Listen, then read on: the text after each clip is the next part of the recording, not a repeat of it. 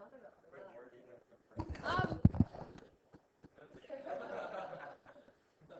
did you learn that in your engineering class?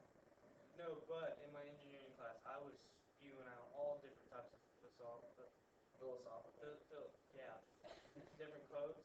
And then at the end, we're talking about, like he said, all right, you guys can go tomorrow. We're gonna be doing. I don't even know what to say about that. It's funny, but it's hilarious. In Algebra 2 last year, you worked on scatter plots and linear regression. We're not doing a whole lot with that, but basically, if you have a certain amount of information and you graph it and there's a relationship between those, then you can say that it has a positive or negative or no correlation. And so your book even goes as far to say that sometimes you have a strong positive correlation, which means your lines have a positive slope. Like if you drew in that line of best fit, remember that, lines of best fit? Was not that much fun, but if you drew in that line, you see how close together those points are? Like we would say that's a strong positive correlation. This is still a positive correlation, but they call this a weak positive correlation because, you can still kind of draw in that line of best fit, but your points are spread out more. No correlation would mean there's just no relationship between the two things. Like if we looked at your shoe size and your grade in this class, probably no relationship between those. If we looked at the amount of homework you did and your grade in this class, probably maybe there'd be a correlation with the more homework you do, better your grade. Hopefully, maybe. Negative correlation is if it has a negative slope, so that's why this stuff is in here. And again, they say strong negative and weak negative.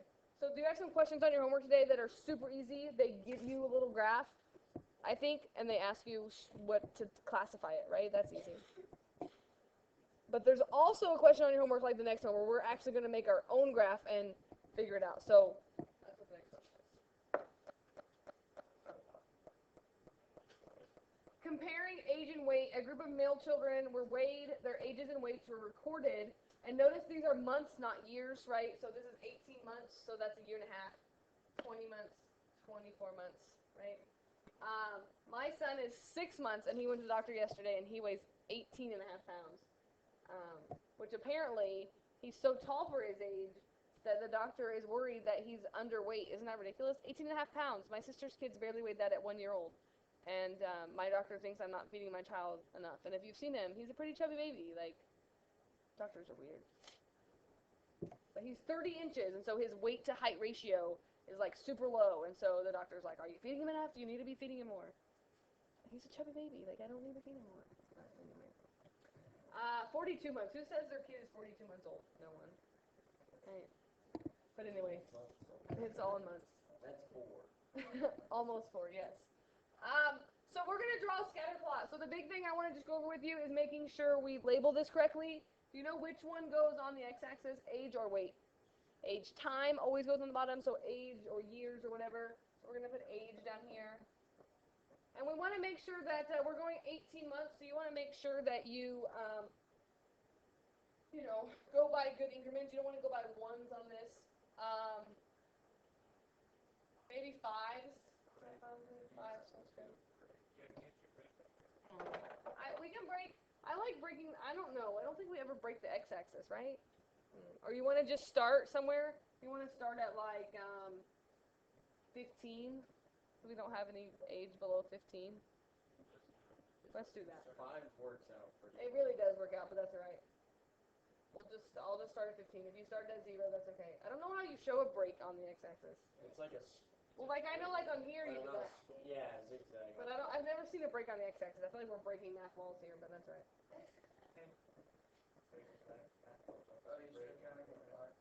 What do you want to count by? Not 5s? 3s? 2s? I don't want to make that many. And start at. You would never get there. Here, look. I'll go by 3s. You go by whatever you want to go by, as long as it's reasonable. I don't know if you would make there. Like I'm never gonna make it, but one by 3s even. Oh my gosh. Let's go by 5s. This shouldn't be so complicated. No. I'll just make my numbers close together.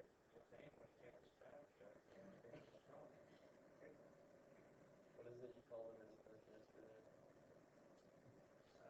Or you did not call that.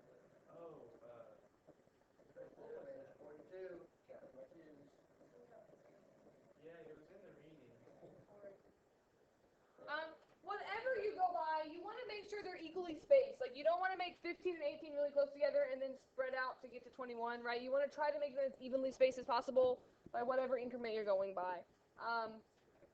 So this works out all right. The y-axis, 23 pounds to 44 pounds. I think it's a good idea that we can make a break on that. Also, we don't need anything really below 20 pounds. And maybe I'll go by 2s on this one or 3s, like from 20 to 40 isn't that bad to go. So I'm gonna go by 2s on this one. You do whatever you want. 20, 22, 24, 26, 28, 30, 32, 24, 26, 38, 40, 42, 44.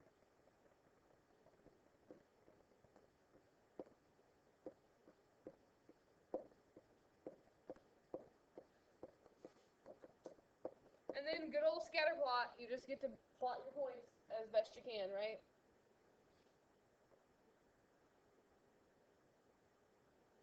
And probably you can guess what's going to happen here, but for the most part, the older you are as a child, especially, the more you weigh.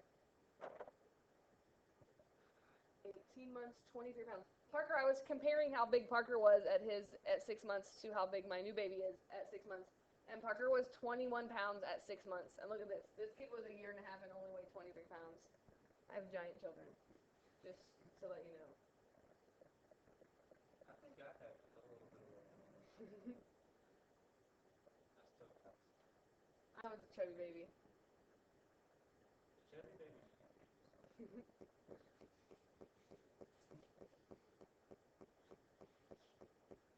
And again, I'm just trying to get close here. Whatever you go by, if you don't have that exact one, you just do the best you can. 32, 27 months, 33. It's really hard to do this on this smartboard sometimes. 26 is 32. 27 is 33. 29 is 29 on that kid. Is this one child? No. A group of male children were weighed. Their ages and weights are recorded. 34 months. 35 pounds. Parker at his 5-year checkup was 50 inches and 50 pounds. How about that? 50 and 50, right?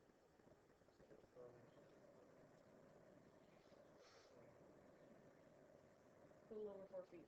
4 feet 2 inches. Parker's been really tall. Like, he's a really tall kid. That's way higher than it needs to be, but that's okay. 42, 44.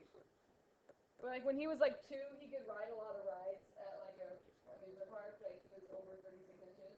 And so, like, we took him on stuff that, like, we wanted to ride with him. But then he was really, really scared, and we realized just because he was so tall, didn't necessarily mean he was ready to ride at all those scared. Like, at Holiday World, there's, like, this big slide, like a whole bunch of water slides where you, like, lay on your stomach and go down. Oh, you have to go at it. Yeah, and he was like, I think he was 3. But he was tall enough to ride it. We're like, yeah, this will be fun. And he's like, yeah. And then we get to the top, and he's like, no. I'm like, we're already up here. So we just, like, put him on it and go. And he just, like, cried the whole way down. It went really fast. I wasn't expecting it to go as fast. But then we were like, just because our child is giant doesn't necessarily mean he's, like, ready to ride all those rides. When you walk down the hallway, there's some 6th graders that are really close to being as tall as. And he's in kindergarten now. So. Kindergarten. There's some tiny kids. Yeah, I don't know, he's giant. Draw a scatter plot. Describe the strength and the direction of the correlation between age and height. What would you say about this? Would you say strong positive, weak positive, strong negative, weak negative, no correlation? Yeah, they're very close together, and it's definitely like a positive slope. So we would just say strong positive. That's not so bad, right? Sometimes a little time consuming, but not so bad at all. The other stuff I want to do today is our lovely free fall motion, which we talked about some in chapter 1, and it's back again. Anyone have a question about that before I go on?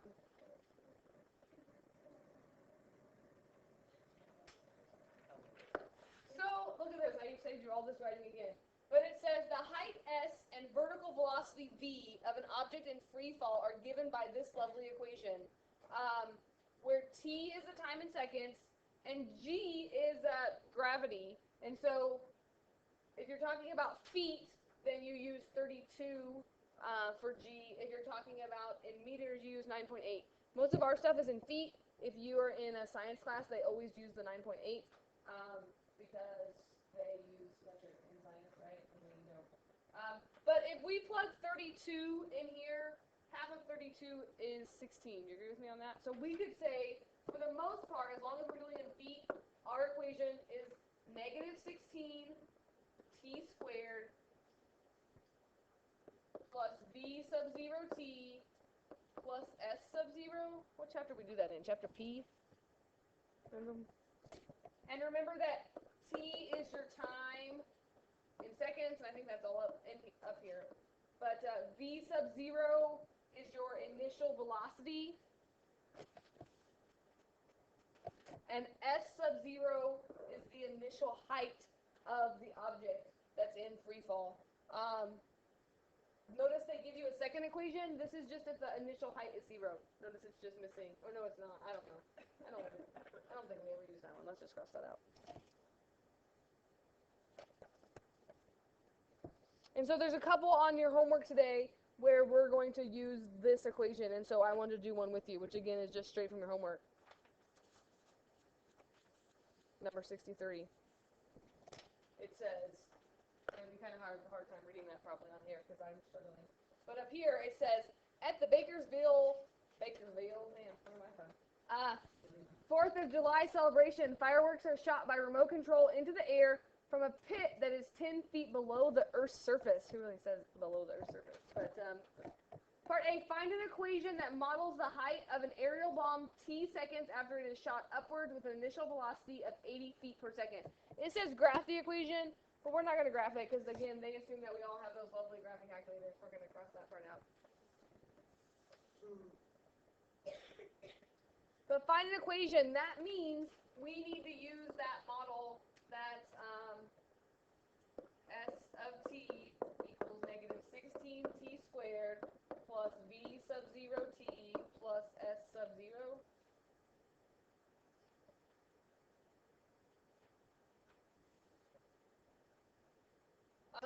Notice what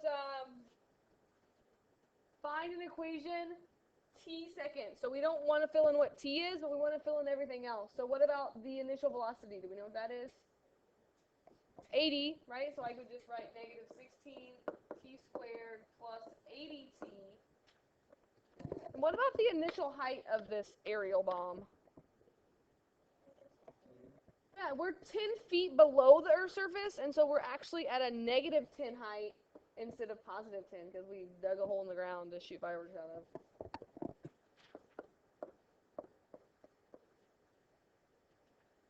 And look at question B. It says, what is the maximum height above ground level that the aerial bomb will reach, and in how many seconds will it take to reach that height? Remember, what kind of shape does this make when we have something in free fall motion? Yeah, because like I'm actually like below the surface here. Here's my little pit down here. But I'm gonna shoot it out of here, and it's gonna make a parabola, and it's gonna come up and go down. So, where does the maximum height occur? Like, what's that point called on the parabola? The vertex, which means, if I put this equation in vertex form, could I get the answer to part B? Not the only way to do it, but I feel like that's a good way, especially since we just did that yesterday. So, since this occurs at the vertex for part B, I think we should put this in vertex form.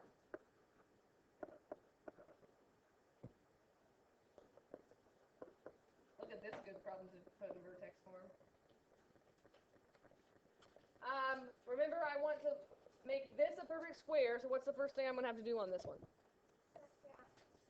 Factor out negative 16. We're not factoring out from the 10, right? You only do it from the t stuff here. So I'm going to factor out negative 16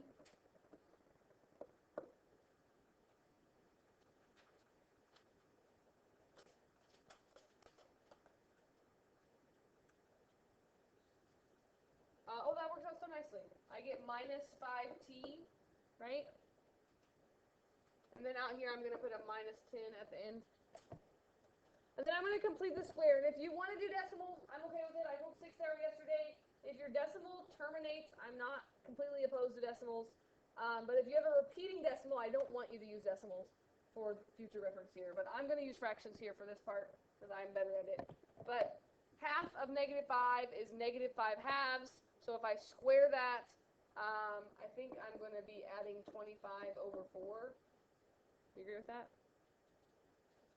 And if I add 25 over 4 on the inside, I have to subtract it on the outside. And what else do I have to do out there?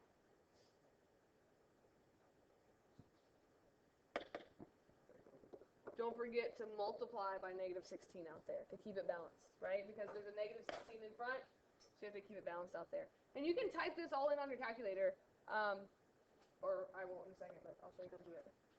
So that's completing the square. I thought that you had to multiply what you were subtracting out by the 16 and then Subtract 10? yeah. Yeah. I mean, I just wrote it all out here, but order of operations, I'm going to multiply first and then subtract 10. Okay. If you type it on your calculator will do it all in the right order for you. Like if you type negative 10 minus 25 over 4 times negative 16, your calculator will give you the right answer in the right order. But yes, you want to multiply before you subtract 10 if you're doing it in separate order. This is going to factor into half of negative 5 squared, so t minus 5 halves squared, or 2.5. And then this 4 goes into 16 4 times. Negative and a negative make a positive, so I think that's negative 10 plus 100. Negative 10 plus 100, I think we get 90. You agree with that? Which means, can you tell me the vertex of this? Yeah, 5 halves, and since we're talking about an actual problem, I'll change that to either 2.5 or 2.5. I'm going to do 2.5, 90. What does the x represent in this problem? The time, and what does the y represent in this problem? The height. So if we go back up here, I'll scroll back down in a minute so you can see this. I think we've just answered our questions. What is the maximum height above the ground level that the aerial bomb will reach? That's the y value of our vertex. And how many seconds will it take to reach that height? We just found it by finding the vertex. So like to answer the question, we would say max height of 90 feet, and it took 2.5 seconds to reach that maximum height. So that's where vertex form can be helpful in a problem like that. There's a lovely calculus we could do to get that answer too, but we don't know calculus yet, so this would be our method.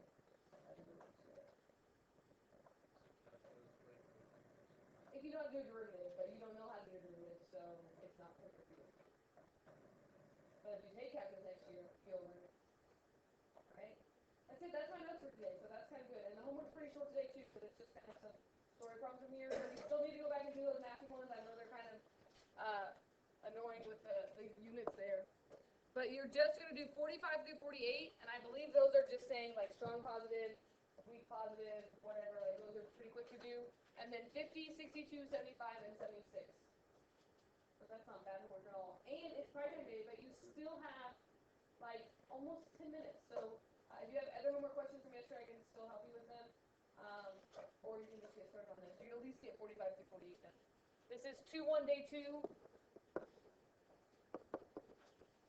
And then you should have a homework sheet now. Notice we're just doing through 2-4 before we have a test. So we should get another test in before the 9 weeks is up. So that we'll have 3 tests on our 9 weeks. Great. Can you believe that? It's not that much farther till fall break, kids. It's kind of exciting. 1 whole week. That's when you know you're an old person when you say that.